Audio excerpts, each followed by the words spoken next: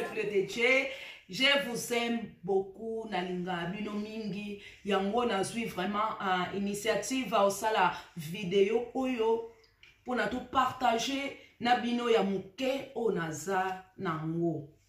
Vidéo na nango poto solo la sujet nanga ezake dans la vie tous les mbate ko sa bolamu. Tous les mbate ko sa bolamu.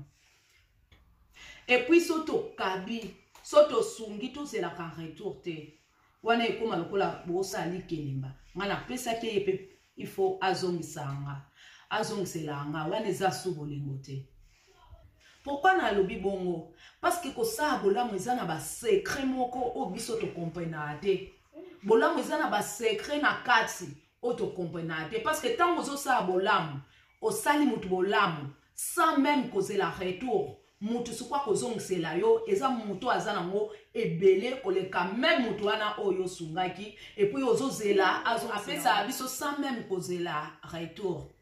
Eza moi simoko azaki na ba problème vraiment sérieux na vie na ye et puis azaki mobali na ya kufa pauvre veuve azaki na mboka afanda ka ye moko parce que le seul famille na ye ezalaki ye aba azaki ka ye na mwana na ye et puis na mobali na ye. Après mobali na ye okufa atiki ye moko na mwana na bango. Jour moko ezalaki bafandi boye mwana bima azonga te. Maman na komaki kozwa ba souci donc akomaki atikali seul donc atikala ki suna ndeko te. Atikala ka na mwana na ye mwana abunga mwana muna na asute. Wow. Après savoir qu'au fin d'un bon alobi, ah, non ça nini. Azaï moi simo kaza qui vraiment moi simo malamu. Habité. Ndenge zala ka mona distraction ya tabi non non comment ça mapa. A comment ça ka mapa. Pona ka kolongola ko tanga sapatu ana ba nerf makamunyo so donc azos hein? Bino boyebi ka dezalas. Pona ko se défouler ko luka ka ko simba kana nda ko poza la ka boyete. Abando sanitanga sa mapa azwango atiango na pembeni wana do neti fenêtre veranda ateke mutu nyonso akolinga aleka azwaka lipa na ye moko. Atala boye atanga tie lipa papa moko aleki wana azwi lipa.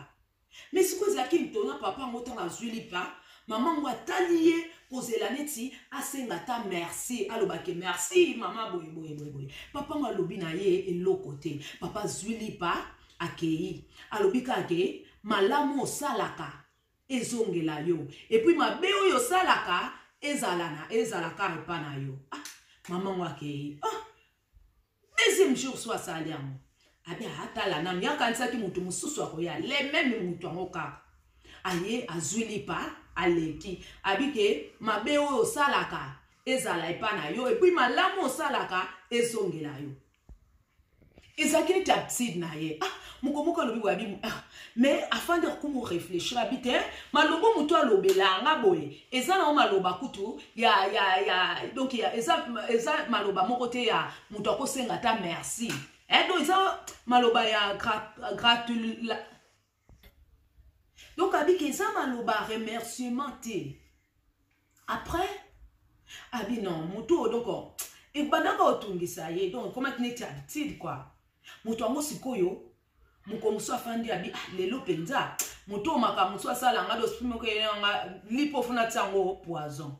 Funa tsango pe poison tellement muto yo nenga yaka ya ko leka awawa ayako zo biloko nanga ayebi utata ko senga tu merci te et puis muto so yako zo ngote ka ye ah ngalelo na tiele pe loko mwa mabe ah azwi na lipa mabe lelo pe na tia ngo penza eloko mabe mutu ngo tellement za penza ingrat akomona azwi lipa na ye atia ngo nino abi lelo akomona ah tango linga tia ngo boye esika ke na tia ngo po mutu akolinga leka azwa spri moko ebendi spri moko do spri esongisi abike abi non na mutu malamu na mutu mabete naza mutu na sala makamba malamu na mutu mabete ate pourquoi nzambe na ngabini pourquoi likaniswane yelinga pourquoi pona nini abandi ko se plaindre azui lipa ngo abwaki yango asalipa msusu atie sous na fenêtre.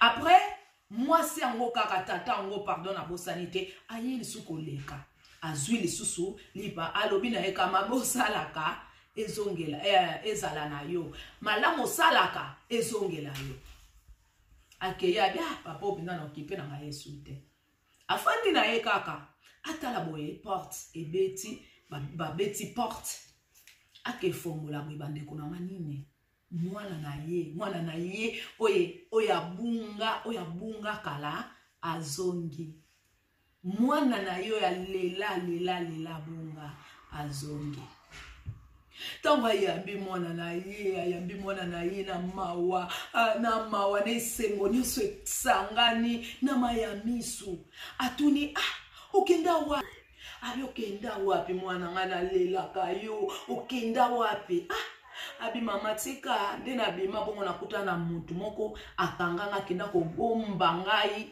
donc bazaki kutu donc prévu donc faut ba bomba nga mama tuni siko bimi ndene abi boye moko papa ngwa bimi kaka tanga bimi pwinde ba bomba nga kuna na lia keloko te bapesa nga ka maya pamba abi bongo bimi ndene abi boye papa ngo abimaki abosali na efongola kokanga porte malamu nande na bimi na kimi mama likamba okama tango na oya su na nzela tellement na lia keloko te na kwe abi mama na ngana kufa na nzela tellement na lia kate na pasi wana na nzala ndo nazaki penza faible wow na ngana kufa mama suko abi mama tuna nga nini abi nini mwana nga abi nakuta na papa moko azwi lipa apesinga alobi mwana tokabola na muni oza penza donc oza déjà abi na ngai mwana na nga zwa lipa oyo olia zwa lipa oyo lia ya nga na lia ka mikolo nyonso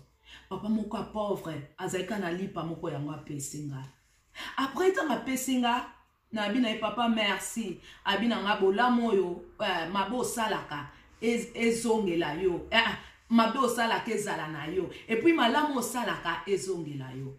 Tant moi na lobika eloko wana mbala moko e rappeler maman comprendre que ça papa wana oya yaka kozwaka mapa chaque jour.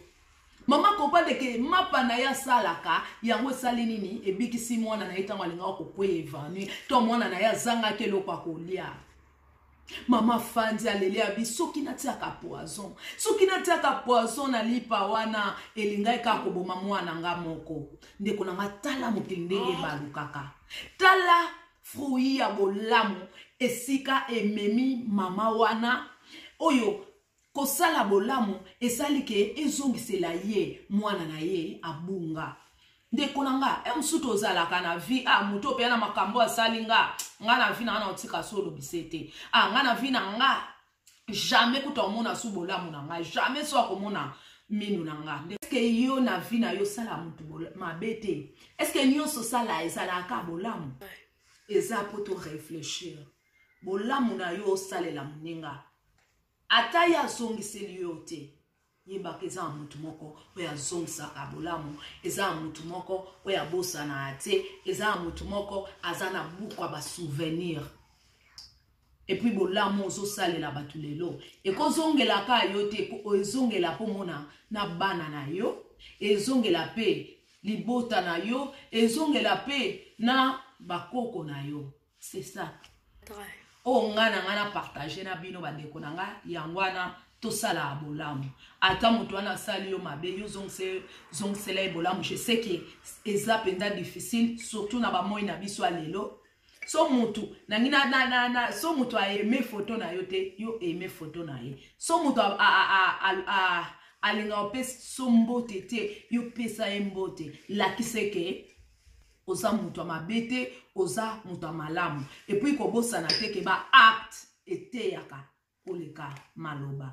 Je vous aime beaucoup, beau partager, beau aimer, beau taba commentaire, beau s'abonner massivement pour l'obi de Soussou Nazongelabino. Je vous aime beaucoup, merci.